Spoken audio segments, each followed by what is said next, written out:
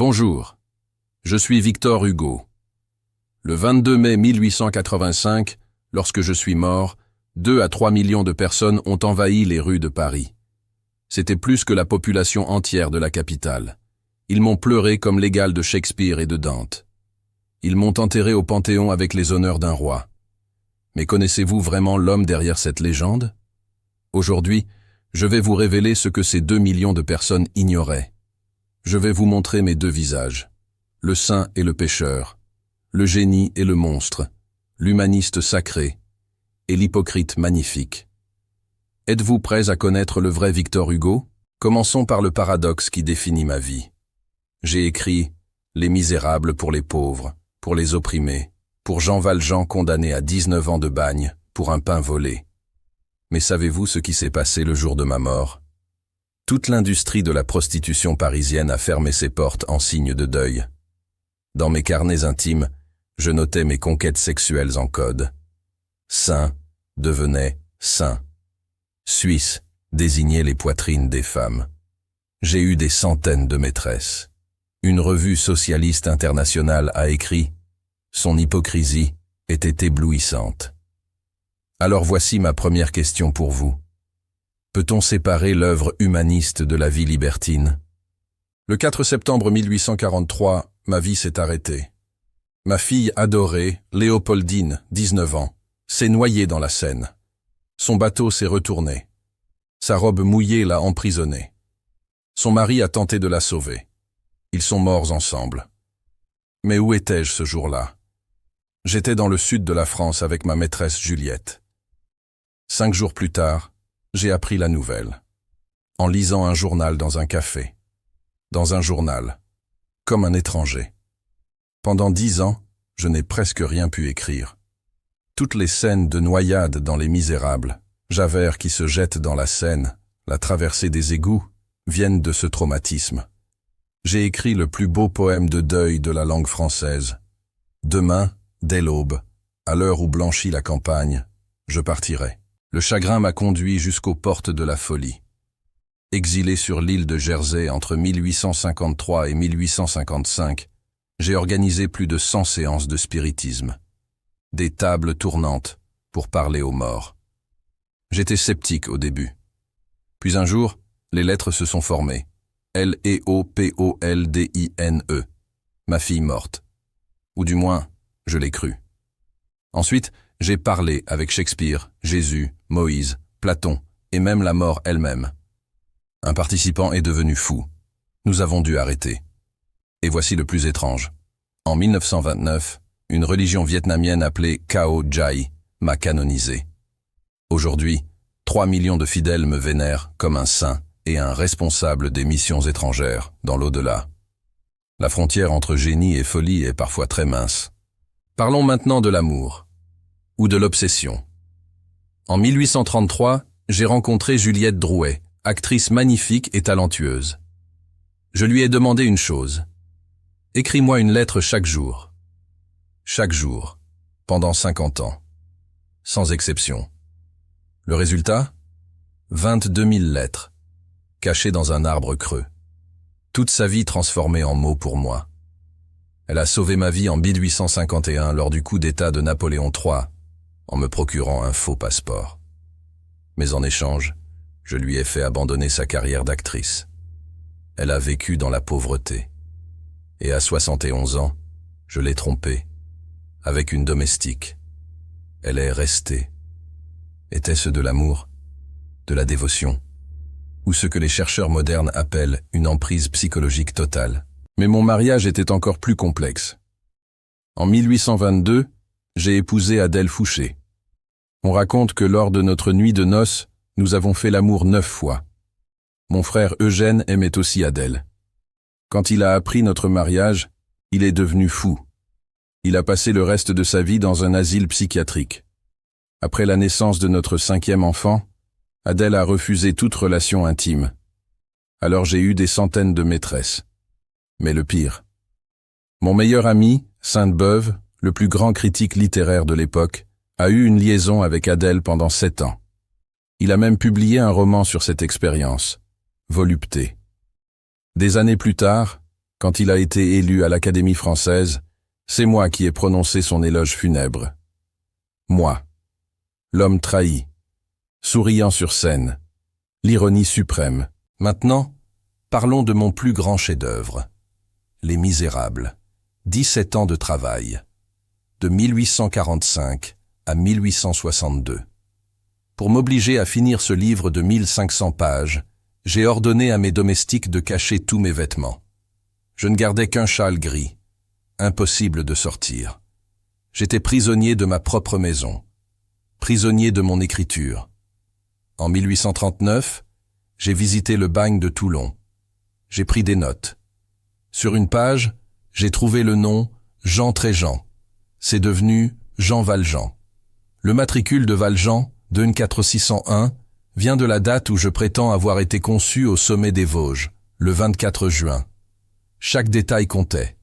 Pendant 17 ans, j'ai été obsédé. Pourquoi ai-je consacré tant de pages aux égouts de Paris? Quand Jean Valjean porte Marius à travers les égouts, ce n'est pas une simple évasion. C'est une traversée de l'enfer, comme Dante. C'est une renaissance. J'ai écrit. Les excréments de Paris pourraient devenir le meilleur engrais. Que signifie cette métaphore? Que la société traite les pauvres comme des déchets humains. Mais ces misérables sont précisément ceux qui pourraient fertiliser et transformer la civilisation. Les égouts, la façon dont la société rejette les pauvres, la boue, l'or caché dans ce que nous méprisons, les chandeliers d'argent de l'évêque Myriel. Ils symbolisent que la miséricorde est plus puissante que la loi. Waterloo, j'ai consacré 19 chapitres à cette bataille. J'ai visité le champ de bataille en 1861. Tout avait un sens philosophique. En 1831, j'ai publié Notre-Dame de Paris. Beaucoup pensent que c'est une histoire d'amour tragique entre Quasimodo et Esmeralda. Mais le vrai but était différent. Sauver la cathédrale Notre-Dame. Après la Révolution française, la cathédrale était abandonnée. Les autorités parisiennes envisagèrent de la démolir complètement. En 1825, j'avais publié un pamphlet, Guerre aux démolisseurs. Puis, j'ai écrit le roman. Le public a été ému. La cathédrale a été restaurée. Mais voici le secret historique. La fameuse chimère qui pense en haut des tours, celle qui tire la langue, elle n'est pas médiévale. Elle a été sculptée en 1849 par Viollet-le-Duc, directement inspirée par mon personnage de Quasimodo. La fiction a modifié la réalité physique de Paris. Mon livre a transformé une pierre. Dans Notre-Dame de Paris, j'ai écrit la phrase la plus prophétique de ma vie. Ceci tuera cela. Le livre tuera l'édifice. Que voulais-je dire? Que l'imprimerie allait remplacer l'architecture. La cathédrale était le livre des pauvres, un texte visuel pour les illettrés. Mais le livre imprimé a démocratisé la connaissance. Il a libéré l'information du contrôle de l'Église. En 2024, ma logique s'applique encore. L'intelligence artificielle générative est la nouvelle imprimerie. Elle démocratise la création. Mais la question moderne est, la technologie va-t-elle tuer la créativité humaine ou la libérer? Je vous avais prévenu, la démocratisation du support change la civilisation. En 2024, des juristes américains de la Mercer Law Review ont analysé la peine de Jean Valjean. Leur conclusion m'a stupéfié. Hugo avait raison sur toute la ligne. Vol d'un pain plus tentative d'évasion, 19 ans. C'est exactement identique aux peines américaines modernes pour cambriolage, avec récidive et Three Strikes Law. La surveillance de Javert, c'est le bracelet électronique moderne et la surveillance algorithmique. Jean Valjean, enchaîné en 1832. Le nouveau Javert en 2024, un bracelet qui clignote en vert. La traque ne s'arrête jamais, même après la prison, même après la liberté. Mon roman de 1862 décrit l'Amérique de 2024. En 2019, le réalisateur français Ladj Ly a créé un film intitulé Les Misérables, situé dans les banlieues de Paris. Le film montre des violences policières contre un jeune garçon noir, filmé par un drone. Un an plus tard, en 2020, George Floyd mourait aux États-Unis. Le mouvement Black Lives Matter reproduisait exactement le scénario du film. Le réalisateur a dit « Le mouvement BLM était inévitable ». Gavroche, le petit garçon qui meurt sur les barricades, vit encore aujourd'hui. Il habite dans les cités, dans les quartiers défavorisés. La misère engendre toujours la révolte. En 1869, j'ai publié L'homme qui rit. L'histoire de Gwynplaine, un enfant défiguré par des comprachicos, des trafiquants qui mutilaient les enfants, avec un sourire permanent gravé au couteau sur son visage. En 1928, l'acteur Conrad Veidt a joué Gwynplaine dans une adaptation cinématographique. Son sourire terrifiant est resté dans l'histoire. En 1940, les créateurs de Batman se sont inspirés directement de ce visage pour créer le Joker. Ils l'ont tous reconnu. Sans Victor Hugo, il n'y aurait pas eu de grands méchants à Gotham City. La tragédie française du XIXe siècle a créé l'icône pop américaine du XXe siècle. Le 25 février 1830, j'ai lancé une guerre civile littéraire. Ma pièce Hernani a été jouée à la Comédie Française. J'ai recruté une armée de 100 jeunes romantiques pour applaudir. Théophile Gautier portait un gilet rouge flamboyant, devenu symbole de liberté artistique. Les classicistes les ont attaqués. Insultes, coups de poing, émeutes dans le théâtre pendant des jours.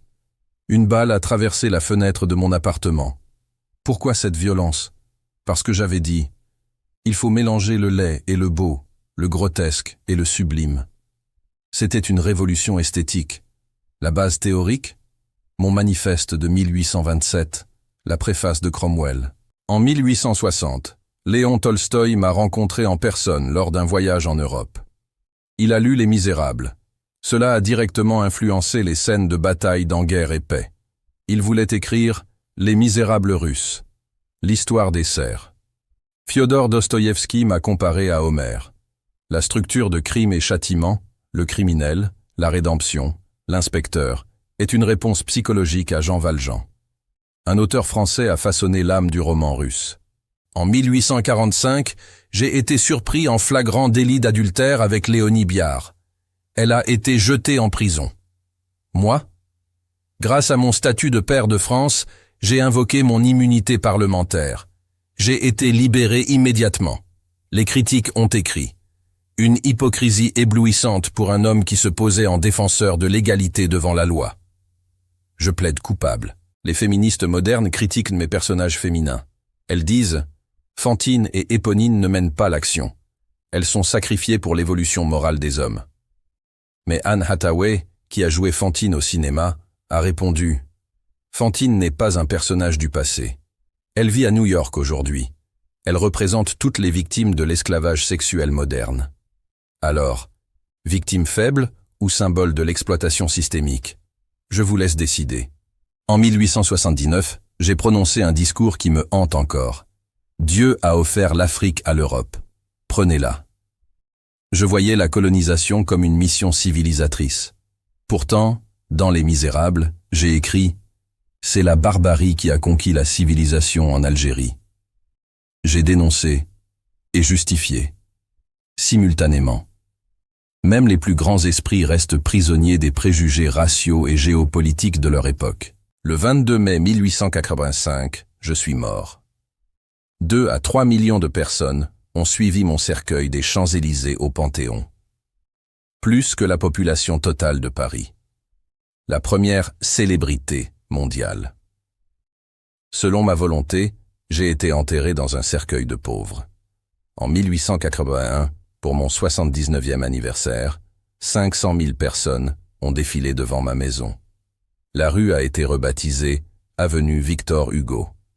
On pouvait m'envoyer des lettres avec juste Victor Hugo à son avenue, Paris. C'était la première fois qu'un pays entier s'arrêtait pour un écrivain. Je n'étais pas parfait. J'étais pétri de contradictions, d'ego, d'appétit et de failles. Mais tant qu'il y aura l'ignorance et la misère sur terre, mes livres ne seront pas inutiles. Jean Valjean est toujours emprisonné aux États-Unis. Fantine vit toujours à New York. Gavroche lève toujours un drone dans les banlieues de Paris. 2 millions de personnes m'ont accompagné ce jour-là, non parce que j'étais parfait, mais parce que j'ai donné une voix à ceux qui n'en avaient pas. Et maintenant, je vous laisse avec ma dernière phrase. Ceux qui vivent, ce sont ceux qui luttent. Merci.